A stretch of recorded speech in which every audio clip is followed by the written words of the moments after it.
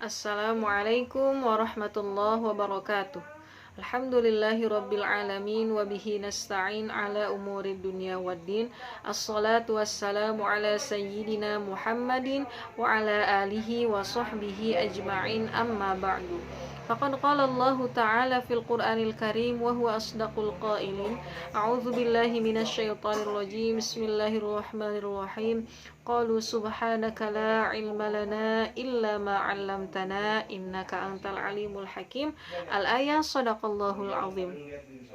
Wa qala Nabi sallallahu alaihi wasallam fi hadithi an Abi Hurairah radhiyallahu anhu qala Rasulullah sallallahu alaihi wasallam, man salaka tariqan yaltamisu fihi ilman sahalallahu lahu tariqan ilal jannah.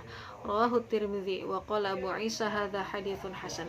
Para santri Baitul Quran yang dirahmati Allah, alhamdulillah kembali lagi bersama saya Lia Lianti dalam mata pelajaran Qiraatul Kutub dengan menggunakan kitab Sulamut Taufiq. Nah, khususnya untuk kelas 1B kita akan melanjutkan pembahasan kita yakni mengenai zakat.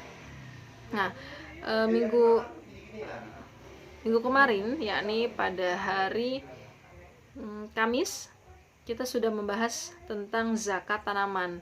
Nah, kemudian pada hari ini kita akan melanjutkan pembahasan kita mengenai pembahasan yang baru, yakni zakat emas dan perak. Berapakah nisab emas dan perak, dan berapa banyak yang harus kita keluarkan ketika kita sudah mencapai nisab?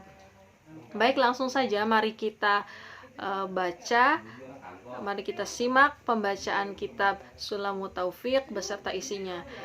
Diawali dengan membaca basmalah. Bismillahirrahmanirrahim.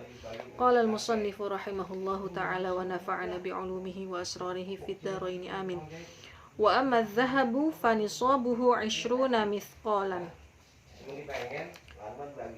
Wal fiddatu mi'ata dirhamin wa yajibu fihima rub'ul ushuri wa ma zada fa bihisabihi wa la budda fihima minal hauli illa ma husila min ma'danin aw rikazin fayukhrijaha halan wa fir rikazi al khumus. Wa amma dzahabu, dan adapun emas, fanisabuhu, maka nisabnya emas, ishruna mithqalan, yaitu 20 mithqal. Nah, di sini kita langsung saja bukan zakat ya, di sini nisab emas atau batas minimal harta yang harus dimiliki untuk zakat emas adalah 20 mithqal. Nah, 20 mithqal ini kalau kita konversikan ke gram ke Indonesia, maka sekitar 94 gram. Ya. Itu kalau kita sudah memiliki harta senilai 94 gram emas, maka itu sudah wajib dikeluarkan zakatnya. Kayak gitu.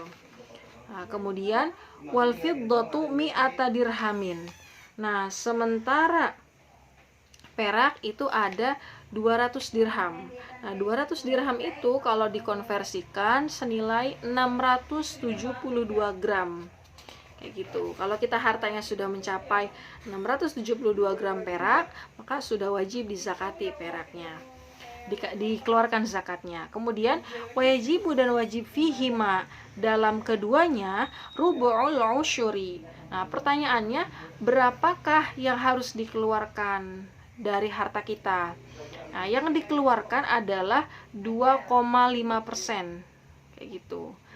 Jadi 2,5% dari harta. Nah, itu baru kita, kalau misalkan semisal ya, uang kita, semisal kita punya uang 80 juta.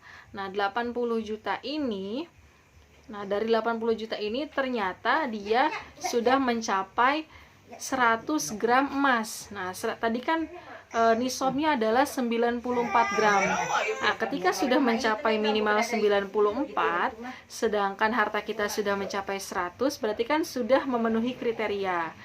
Nah, oleh karena itu, langsung saja, itu bisa langsung kalau sudah menunggu 1 tahun ya, dengan catatan sudah haul, sudah ketemu tanggal di tahun depannya.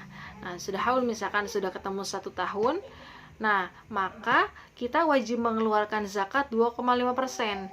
Tinggal dibagi 40. Jadi misalkan di situ ada 80, maka 80 juta dibagi 40. Maka zakat yang harus dikeluarkan adalah 2 juta. Seperti itu. Nah, kemudian itu 2 juta dengan catatan haul ya. Jadi harus ada haulnya. Kalau misalkan belum 1 tahun tapi hartanya berkurang, maka tidak wajib dizakati. Kalau tidak mencapai nisab. Tapi kalau berkurangnya masih mencapai nisab, masih tetap wajib dizakati atau dikeluarkan zakatnya. Nah, saya ulangi lagi. Nisab zakat emas adalah 94 gram. Nah, 94 gram ini bisa diuangkan. Jadi silahkan diuangkan. Nah, misalkan kita memiliki uang 100 juta atau katakan 80 juta tadi.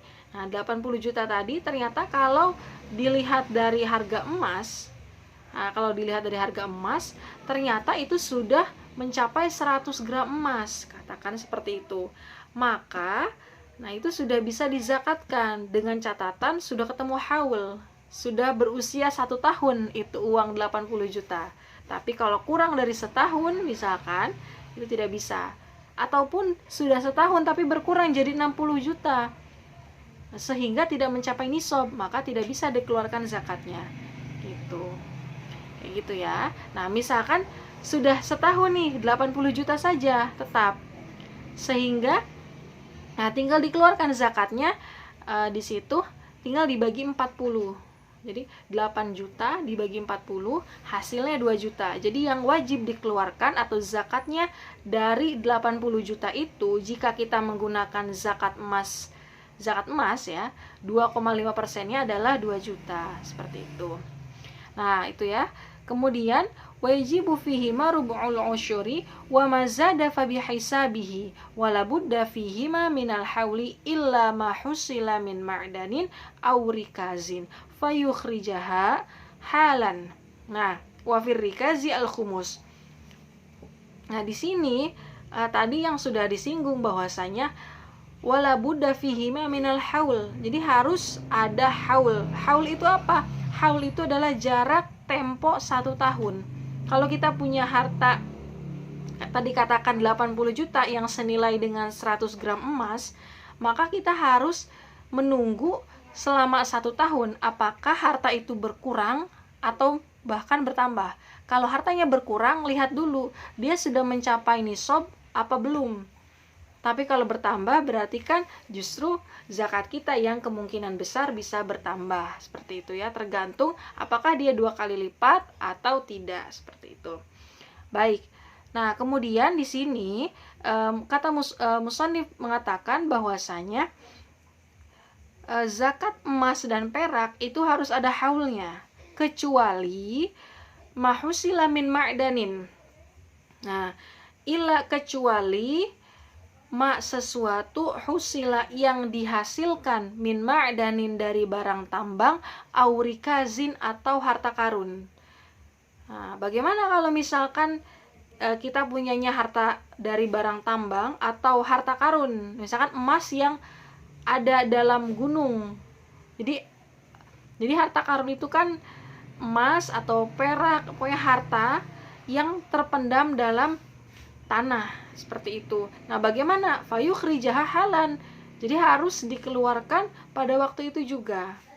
Kalau dia hartanya itu harta ma'dan au rikaz atau harta temuan ya, istilahnya rikaz itu atau harta karun. Jadi bukan milik siapa-siapa. Jadi kita ketemu rezeki nomplok. Nah, kalau kayak gitu tidak bisa menunggu haul. Kita harus segera mengeluarkan zakatnya pada waktu itu juga. Pada waktu saat kita menemukan langsung diatur. Seperti itu. Nah, berapa zakatnya? Nah, wafir rikazi al khumus. Kalau rikaz zakatnya di sini besar ya. Khumus 1/5. Rikaz itu memang besar zakatnya. Karena kan bukan harta kita kalau rikaz kan. Jadi hartanya itu ada di alam, kita menemukannya. Nah, maka keluarkanlah zakat atau hak orang lain yang ada di harta itu. Hak orang lain maksudnya ini yang mustahik ya. Jadi seperti itu. Karena memang zakat itu sifatnya wajib.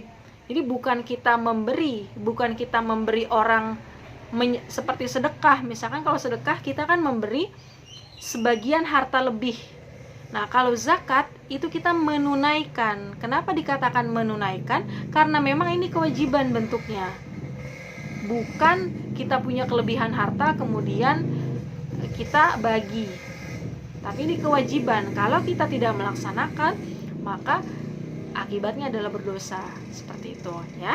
Baik, syukron katsir. Ini adalah akhir dari pertemuan kita untuk pertemuan ke-9 pada semester ini.